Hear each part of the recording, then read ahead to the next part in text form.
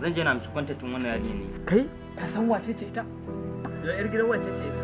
Yar gidan Alhaji Idris Idi Hunkuyi ne fa. Ko yar gidan wace ce ka bar shi jibar sa asabar.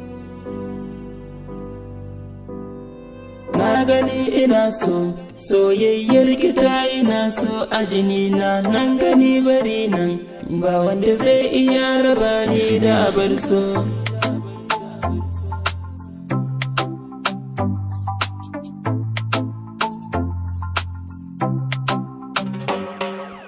Ke takobi ce mai kaifi mai yanke kunci, sanda zuciyarki ta aminta da ni na samu barci. Kafin ki ce kina so na bani cin abinci, kalma guda kika min sai na fara santi yan mata. Na gani ina so soyayyar kita ina so a jini na nan gani bari nan ba wanda zai iya raba ni da abar so. Farji ne kike mu hada ido da ke yana ban tsoro, ga su nan farare daga nesa suka ce tauraro.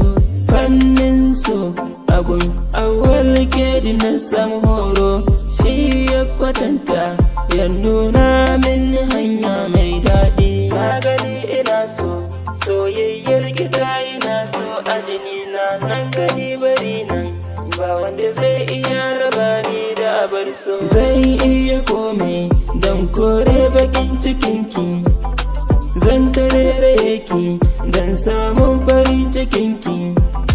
Zo masoyiyata don Allah ki daina raki, masu sarraba mu masoyiya ki kalle suke tsaki.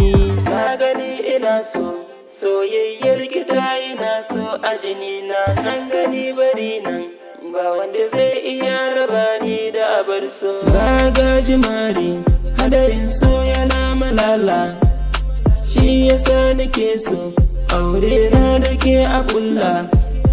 Ko me kike so me so na ki roki Allah, shi ne na roka ya bani ke jibi za mu aure. Na gani ina so soyayyar kita ina so a jini na nan gani bari nan ba wanda zai iya raba ni da abar so. Na je Maradi banga kamar ki ba abar so, na je Nidifa banga kamar ki ba abar so, ko cikin garaki banga kamar ki ba abar so. Kin zamo tilo tilo a cikin 'yan mata.